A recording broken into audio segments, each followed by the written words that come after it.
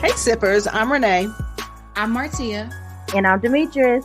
And we are Sip and Unwine, a true crime podcast.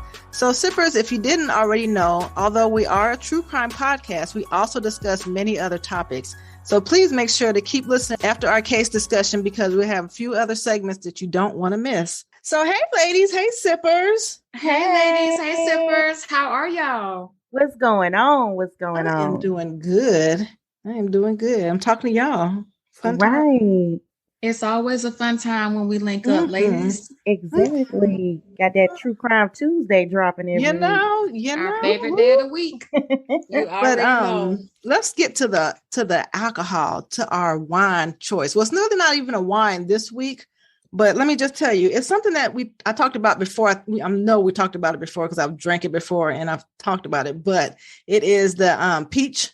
The Crown Royal Peach. So our favorite drink on it's the a little set, backstory because I really wanted some over the weekend. And so I was just like, oh my gosh, let me see if I can find it. Because usually it comes out, once a year or I don't know, whatever it is, a seasonal. So it's a hit or miss when it's there. So I went to maybe like 4 different liquor stores to try to find it. And I couldn't find it. And I was like, because I really wanted it. And I was just like, it's not here. And I went to another, not here. Went to another one. I even searched online to see where it was located. And I went to that one. And it was like, nope, we don't have it. It's all out. And so I was on my way home because I was over it. So, and then I seen a little liquor store on the side of the street. And I said, let me check that one out. And bam, it was right in the front. They had cases of them. Front. And so I was just like, yes, I was so excited. But yeah, so I only got one bottle of it. I wanted to get more, but I was just like, nah, you're pushing it. It was already $45, right?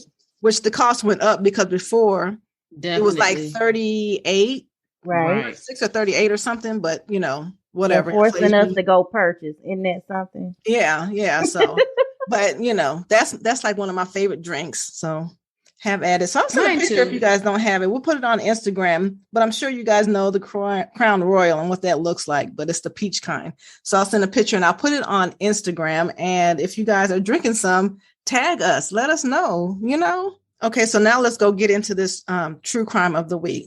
So before we begin speaking of this case, I want to acknowledge the people that the crimes have left a lasting impact on. We want to send our heartfelt sympathy, not only to the survivors, but to the loved ones and friends of all the victims that we are about to discuss. Today, we're going to talk about, it's kind of like a current events of true crime, of what's happening right now.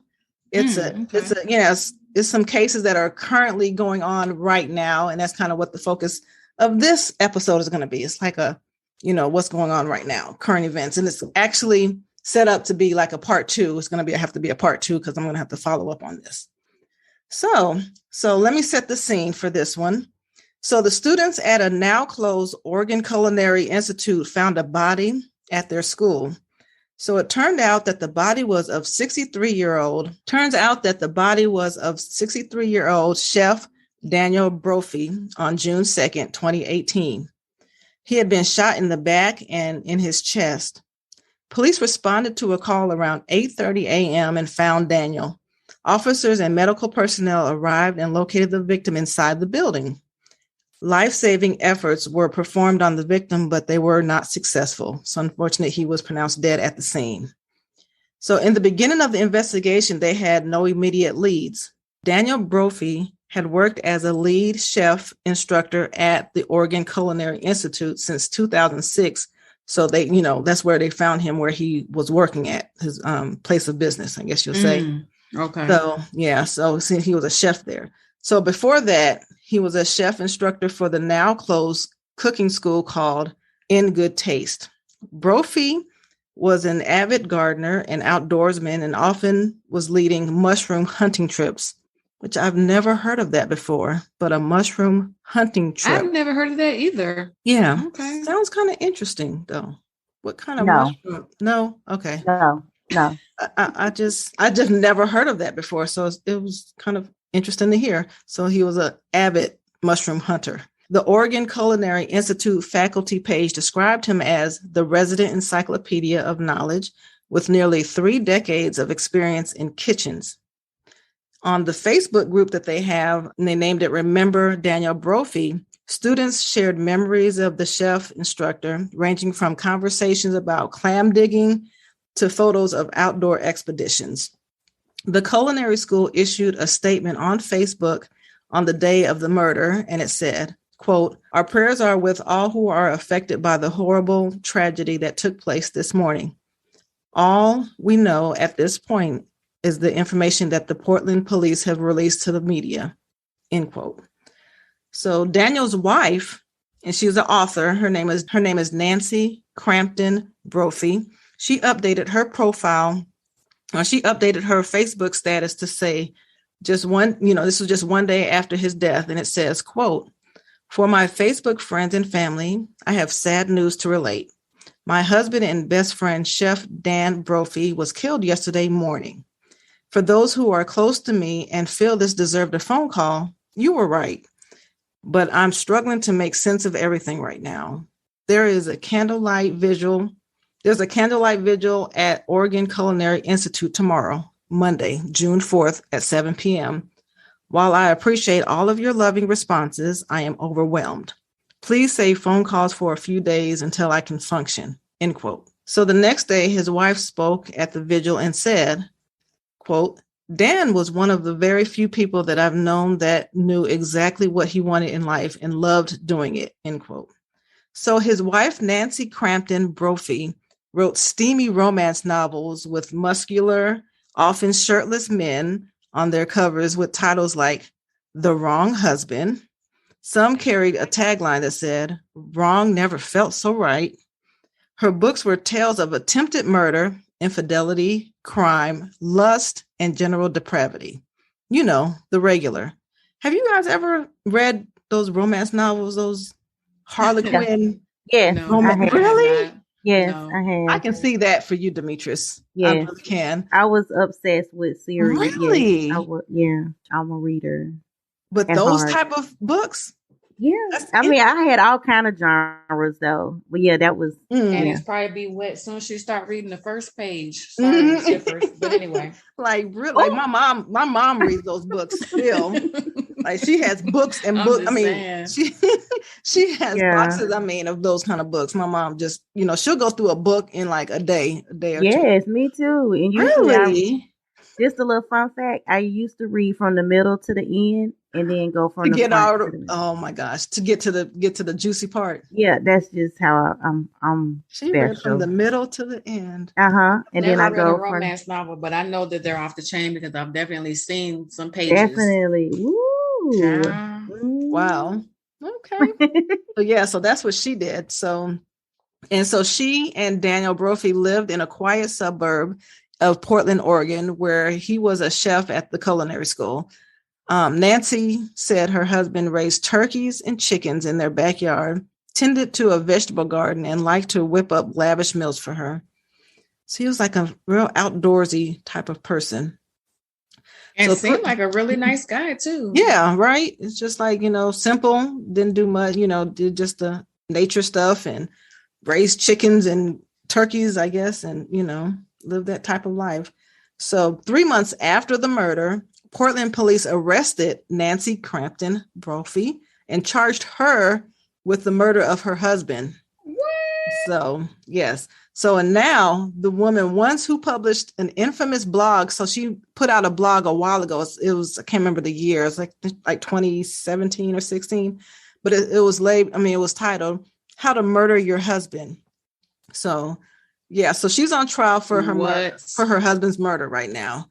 So Nancy, she's 71 today and is charged with a single count of murder and has pleaded not guilty.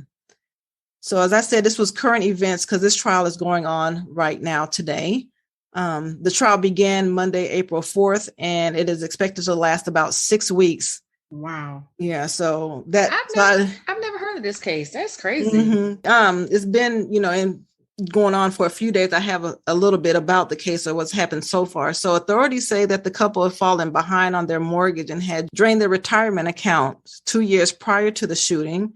Prosecutors allege that Nancy's books were not financially lucrative, so she hatched a plan to kill her husband to collect more than $1 million in his insurance and workers' compensation policies. Nancy planned and carried out what she believed was the perfect murder. Prosecutors said that the search of the couple's computers revealed that they had a joint iTunes account on the computer, and it was bookmarked with an article titled, I'm gonna tell you guys in these computers and your phones and all that, it's gonna be it for you. But it was, she bookmarked an article titled 10 Ways to Cover Up a Murder. What? Just stupid. But yes, exactly. So the school had no security cameras. But nearby traffic cameras showed Nancy's Toyota minivan on a city street near the institute around the time of the shooting. Prosecutors also said that they believed that Nancy followed her husband to work and shot him with a Glock 9mm handgun she bought at a Portland gun show. Investigators found 2 9mm shell casings at the scene. So she also bought, this is something I've never heard of before, but she also bought a ghost gun, which I've never heard of. A ghost gun. What is that? A ghost gun is she bought a ghost gun assembly kit, and that they say that it's unregistered and untraceable firearms. Not sure of how that all works, but I guess they can't tell you how it works because then it won't be a ghost gun. But yeah, it's called a ghost gun. So us that are not criminals probably, don't know that too much. Something new with this episode. Yeah. Okay. Yeah. So she had a ghost gun. So Nancy's attorney told jurors that she was researching, quote, ghost gun kits for a book. So she said that she was researching this for a book, when they found it on her computer. She was researching it for a book that she was working on, and also bought the handgun, the 9mm, with her husband's knowledge because of mass shootings in the United States. And it made her feel, unsafe. So that's why she got the 9mm. So also that was alleged in court was that to cover her tracks, Nancy swapped the slide and barrel of the Glock 9mm with an identical mechanism she bought on eBay. And she used that to shoot her husband. So, and then she allegedly took out the new slide and barrel and replaced it with the original. So she swapped out the barrels of the gun. So she shot him. What they're saying is that she shot him, and then she changed the barrel on the gun. So even if they get the gun that she has now, it doesn't have the barrel that was shot. So even if you can't match it with ballistics because, it's a new barrel on that gun that she has. So she, swapped it out, and they never imagine putting all that thought into this and you still get caught. Right. And still getting caught. Wow. So they still can't find the barrel where she did with that afterwards, but it's still out there. But that's what they're saying that she did. Yeah. So once she did that, so it's, she's showing a fully intact gun, and it can't be traced back to, the shooting since she swapped the pieces out. Investigators discovered that Nancy was the beneficiary. Of numerous life insurance policies taken out on her husband. So despite the couple's financial woes, she was spending over $1,000 a month on life insurance premiums alone. Just on the premiums for who pays over $1,000 a month and can sustain that $1,000 a month. So 3 days after her husband's death, she called the lead detective in the case and asked for a letter stating she was not a suspect, so she can give that to the insurance company so she can get her money. But the detective declined to provide her with that letter saying that she wasn't a suspect. Like the audacity of you going 3 days after he was murdered to say, hey, can you write a note saying that I'm not a suspect? Exactly. Who does that? And how much were those insurance policies worth? Right. It's like, I think it was like $1 million or something. Wow, it was something crazy. Yeah. I'm thinking about my bill every month, and it's like we have a decent amount, but we don't even pay half that amount that she was paying. Yeah. For more than one policy. So that's crazy. Imagine $1,000 a month. So yeah. So in explaining why she's taken out the life insurance policies on her husband, the defense argued that Nancy was a salesperson, that her team was saying that, since she was a salesperson for several insurance companies, and she bought the policies to show her belief in the product and to earn a commission.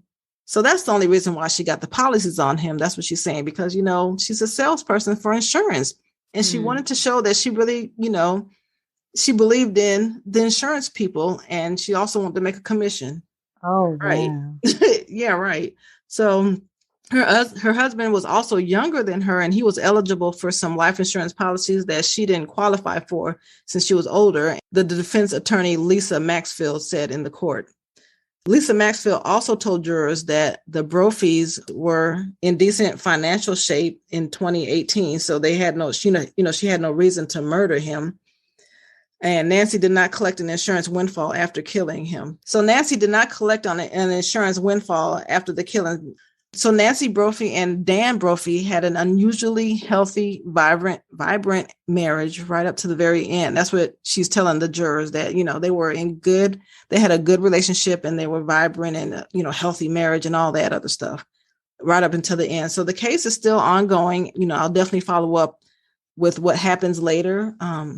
So I guess after the 6 weeks, we'll see. I'll keep an eye on it. I'll make sure that I put a note, to keep up with this so that I can report back to see if she is found guilty. But with the information that we have, just like you asked Martia in another episode, you was asking, what do you think? What do you think on this one? Do you think that she killed him or? Yep. I'm leaning towards yes on this one. Yep. And the thing is, when you talked about $1,000 a month for life insurance, and then she gonna call and ask for a little note like, "Hey, let them know I'm not guilty, so I can collect this money." Right, no, chick. That's a red flag after red flag after red flag. I believe she's guilty too. Mm-hmm. Yeah. Gosh. Now, did they discuss any other suspects or any other possible suspects? No, not yet. Oh, okay. They haven't seen anything else. I think it's just her for right now. The search on her computer, she definitely did it. In my book. Like who puts, and then you bookmark it, talking about she was doing research for a book. Yeah. But art is imitating life. So it's looking real bad for her right now. And then you search for a ghost gun, like who does that? Just like, because why? It doesn't make any sense. Okay, so I will be following up with that case. And then here is another case that is a missing person case. And it's something that's kind of back into the headlines as of 2022. But it's a case that started in November 2nd, 2016. So her name was Sherri Papini. Have you guys heard about that case? Or you might have once I start talking about it. I was going to say that name is not familiar to me. Yeah. Okay. So in 2016, Sherri Papini went for a late morning jog while her husband was at work. So her husband began worrying about her when she didn't pick up her children from daycare, and she didn't return home that evening. And then so he went looking for her after that, and then he found her cell phone and earbuds about a mile away from their home, and he reported her missing. They listed her missing in the Shasta County Sheriff's Office, and this is in California. So as search and rescue teams conducted ground and aerial searches across California and several nearby states for 3 weeks, Papini family members and friends were pleading for her safe return. A GoFundMe page was created to help with search and rescue efforts, and they raised more than $49,000. And her case made national headlines. So then at 4:30 a.m. on November 24th, 2016, so she went missing on November 2nd. So this is November 24th, the same year, the same month. The sheriff's office learned that Papini had been found safe near Interstate 5 in Yolo County. This was 146 miles south of her home in what authorities described as an absolute miracle on Thanksgiving Day. Her husband, Keith Papini, said in a statement released to ABC's Good Morning America that his wife weighed 87 pounds and was covered in multicolored bruises, severe burns, rashes, and chain marks. So he said she was 87 pounds, but when she went missing, on her missing sign, they said that she was like 105. So she was already a small woman, but when they found her, she was 87 pounds. So her hair was chopped off and she had been branded on her right shoulder. And she told the police, once they was able to question her and everything, that she told the police that she'd been abducted while jogging by 2 Hispanic females at gunpoint and was branded with a heated tool. The sheriff's office released few details at the time of Sherri Papini. The sheriff's office released few details at the time Sherri Papini was found, but vowed to not rest until Sherri's captor or captors are identified and brought to justice. But years after the alleged kidnapping, authorities concluded that Sherri Papini made the whole thing up. A real live Gone Girl is what this sounds like. Wow. Oh, that was like Gone Girl. Yeah. What? Wait, now that you're saying that, you remember the story? Yes. Mm-hmm. I heard it in spurts. I heard it in spurts, and people were pissed. Yes. They really put out a big search party for this woman. Okay. It's clicking now that you say that. Okay. So the investigation eventually showed that she lied. In truth, Papini had been voluntarily staying with an ex-boyfriend in Costa Mesa, California, and harmed herself to support her false statements. In August 2020, Papini was interviewed by a federal agent and a Shasta County Sheriff's Office detective. She was warned at the time that it was a crime to lie to a federal agent. Investigators told her that they knew that she was staying with her ex-boyfriend nearly 600 miles away at his apartment and that she had injured herself. It wasn't, kidnappers or anything like that. So FBI agents found that items in the ex-boyfriend's garage had DNA matching some that was collected from Sherri Papini's clothing in the court documents. Her ex-boyfriend later told authorities that he helped Papini run away when she claimed her husband was abusing her, according to the court documents. No police reports were ever, created or filed against her husband, saying that she was being abused or anything like that. It wasn't any 911 calls or anything like that to support her claims. So yet when Papini was presented with this evidence that shows she had not been abducted, she did not retract her story at all. No, she didn't. She pulled a Jussie Smollett. She pulled a Jussie Smollett, but yeah, she doubled down and continued to make false statements about her purported abductors. Right. So authorities noted that the California Victims Compensation Board made 35 payments to her between 2017, when she was found, 2017 and 2021, totaling more than $30,000 in victim assistance. So, like if you're a victim and you need assistance, I guess with mental health, mental health, or if you need therapy classes or, not classes, but therapy sessions to help you cope, things like that. But so they paid her about $30,000. Yeah. So I think it's something that all the states have. Actually, I know there is one. Yeah. Because when my daughter got her phone stolen, they sent a letter asking, if she needed some victim assistance or whatever. Yeah. And I was like, no, she's good. So ultimately, the investigation revealed that there was no kidnapping, and the time and resources that could have been used to investigate actual crimes and, protect the community and provide resources to real victims were wasted on her conduct. So Sherri was arrested on March 3rd, 2022. So just last month, she was arrested on charges of lying to a federal law enforcement and mail fraud. She was released from jail on March 9th on a $120,000 bond. So the Justice Department announced on April 12th, 2022, that Sherri, age 39 now, had signed a plea agreement admitting that she planned and participated in her own hoax kidnapping.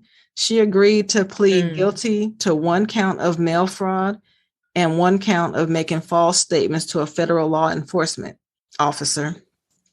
She had initially faced 34 counts of mail fraud, but I guess they reduced it for her. So she signed a plea deal, and, these were her words, quote, "I am deeply ashamed of myself for my behavior and so sorry for the pain I've caused my family, my friends, all the good people who needlessly suffered because of my story and who worked so hard to try to help me. I will work the rest of my life to make amends for what I've done," end quote. Yeah, right. All right. I don't believe her. Yeah, it's just like you left the hideout with your lover. Mm-hmm. And I mean, this happened in 2016. You want to act like and this now you want to act like, oh, what was me? And now in 2022, when you're finally caught, now you're like, oh, I'm sorry. Yeah. So, whatever. So if she's convicted of mail fraud, she can face a maximum penalty of 20 years in prison and a fine of up to $250,000. She faces up to 5 years in prison and a fine of up to $250,000 if she's convicted on a charge of making false statements to a federal law enforcement. So also Papini will pay more than $300,000 in restitution to local, state, and federal agencies, according to the plea agreement.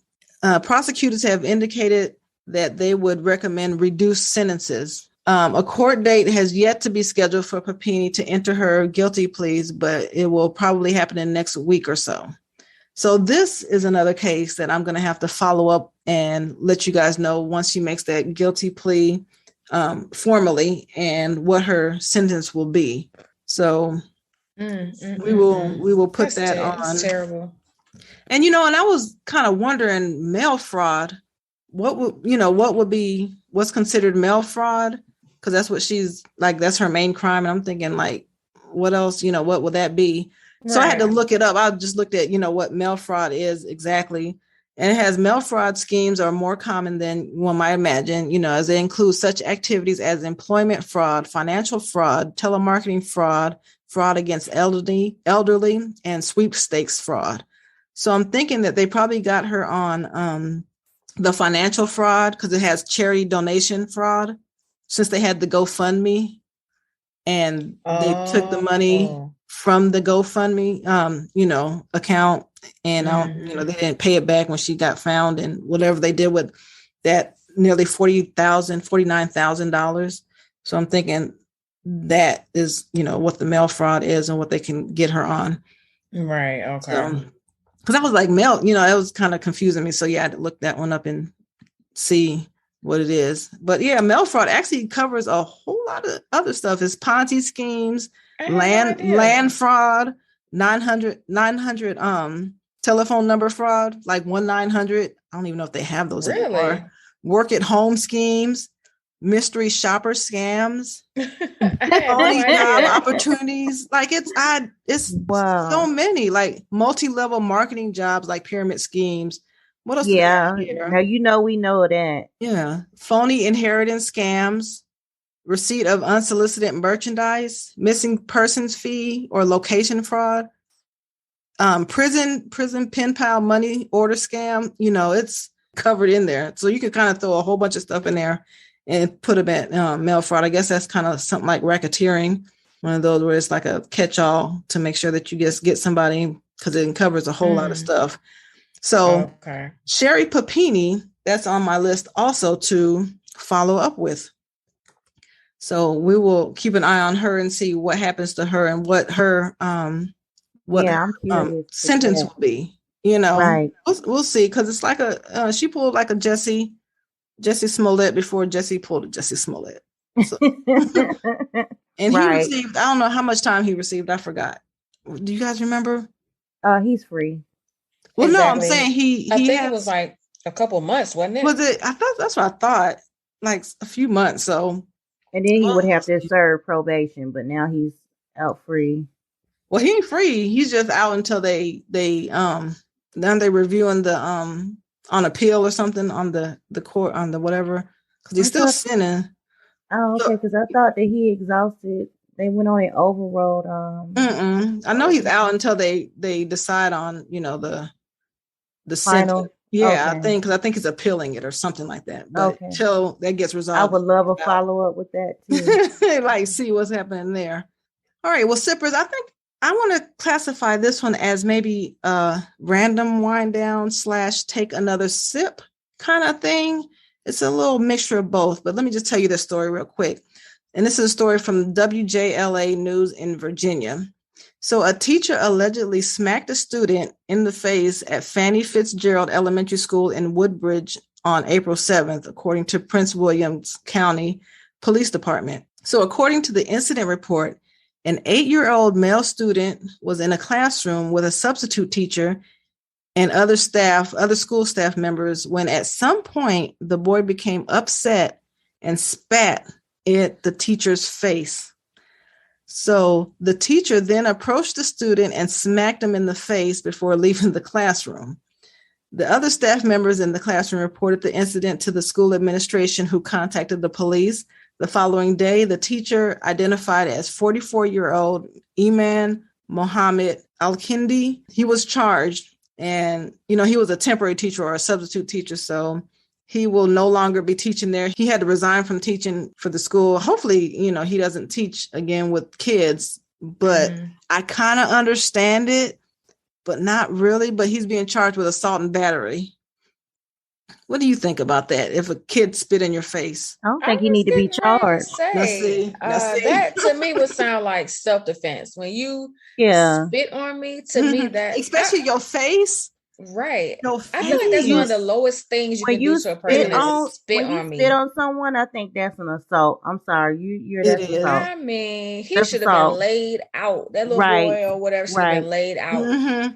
Yeah, for me, all you want sippers, but you don't pay teachers enough, especially a substitute teacher, to take that type of abuse from students, and then you're not supposed to do anything and just stand there and you get hit and continue to get. Oh no, I'm good. Spitting on someone should be considered assault, right?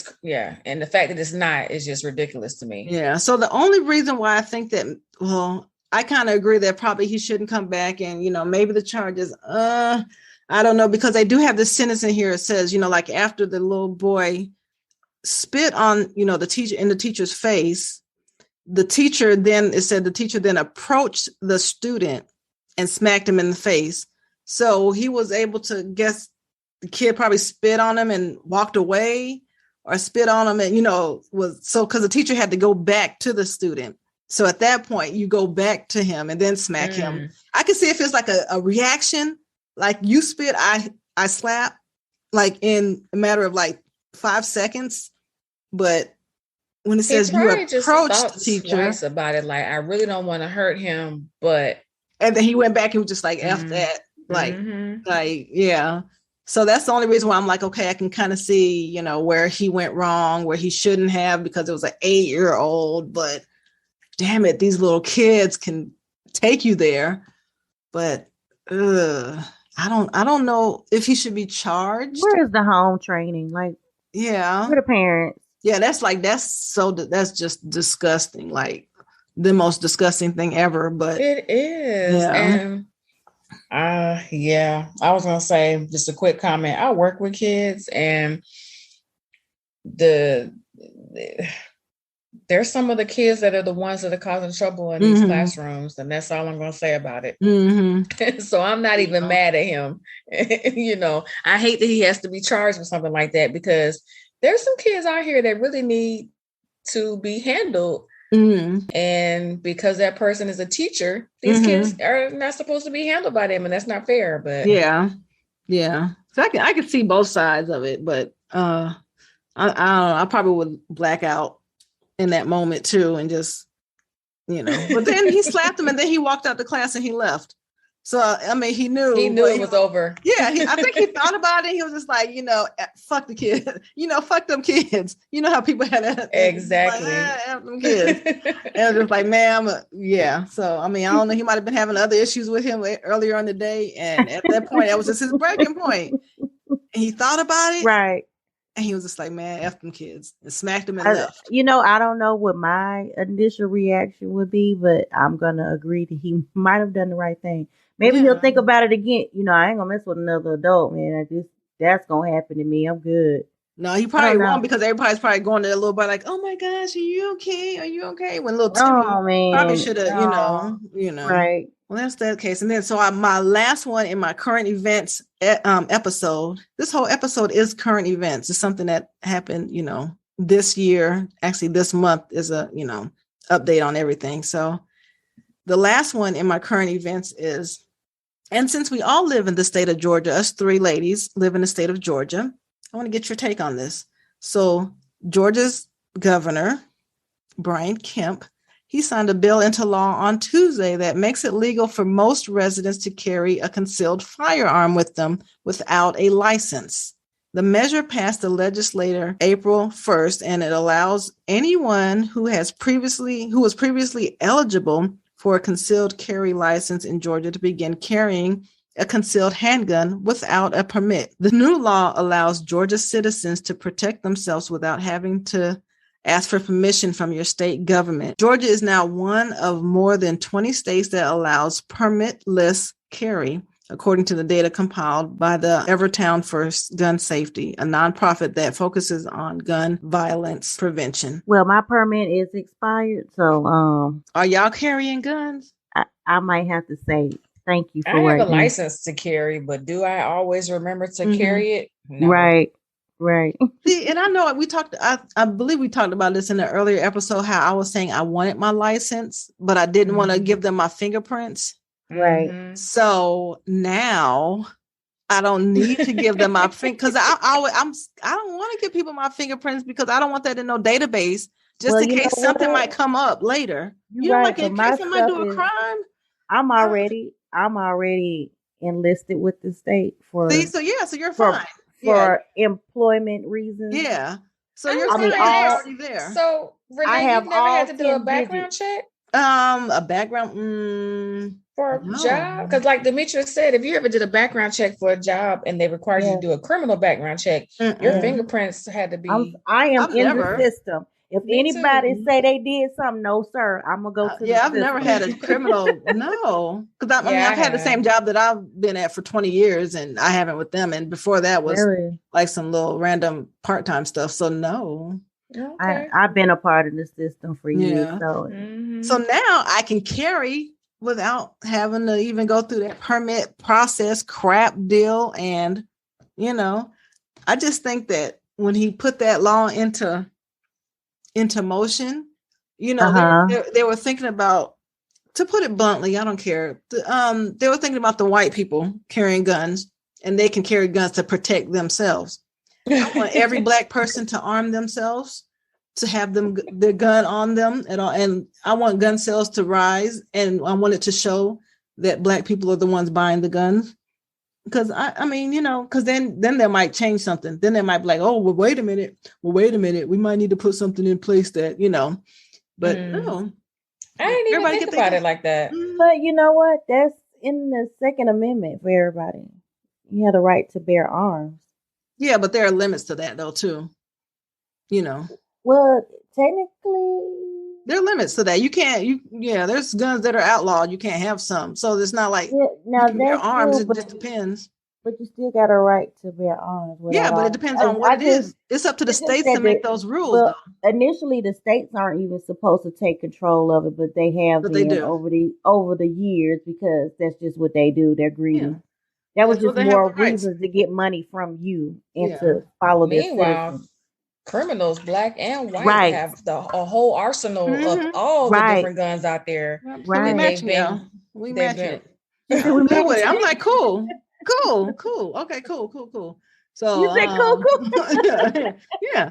So I actually want to get some more.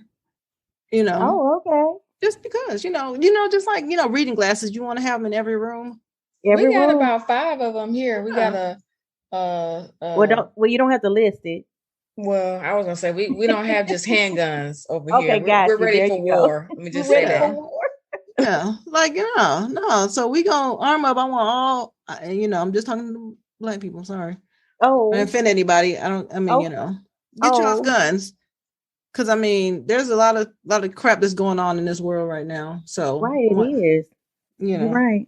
Yep. So everybody get their own gun. That's what we're gonna do. It's like the Wild Wild West is building up. Yeah, in America. I don't know what's going on. I know. So I just want everybody to be prepared and armed and good to go. And I need to go get me some more. And that's just, that's all I have to say on that. All right. Well, for the sippers, tell us how you really feel. I know, right? For your sippers that are in Georgia, go on and get y'all's guns if you don't have. I know y'all do though. We in Georgia. A lot of people, everybody got a gun that I know. Oh yeah. But get some more. Why get not? Some more. Get some more and just put it in every room. Put it in, in your cars. So if people come up and mess with you, some stuff going on. Yeah. Now, be careful with your car, but I don't know. Yeah. I don't think you can still ride with it concealed in your car. I don't know. Why not? I don't know. Maybe that's changed too. I don't know. You can drive. You just have to tell the police if you get pulled over that you have a gun and where it's right. Yeah. Okay. So you can still have a gun. So, yep. So everybody gonna have a gun. We all gonna have one. So. All right. I saw a nice pink one online. I was like, pink. Let's see. Mine is purple. You're going for the look. Mine is purple. It's cute. Well, that Glock looked really nice. So I was like, ooh, I might be back. You know? Man. All right. Well, that's all I have for you sippers on this episode. It's Sipping over. on Wine. We are over. We are over. And I'm going to get me another glass of my peach Crown Royal. Uh-oh. I'm all out. Right. You came with some heavy hitters on this episode. Yeah. And I'm glad you said we were drinking on our peach, because I've had that little bit I've had left for the past few months trying to save it. So yeah, I know it's because it's hard to find. It really is. So. And like you said, they didn't raise the stock. The price is high on that. Right. Everything has gone up. Yeah. So, all right. Well, thank you, sippers, for joining us for another episode of Sipping and Wine. And until next time, talk to you later. And I will definitely do an update on these cases that are still out here pending, because we do need to follow up and make sure to see what goes on these outstanding cases. Okay, because we wouldn't be a true crime podcast if we didn't, right? All right. Well, bye, sippers. Bye, ladies. Bye, ladies. Bye, sippers. Bye.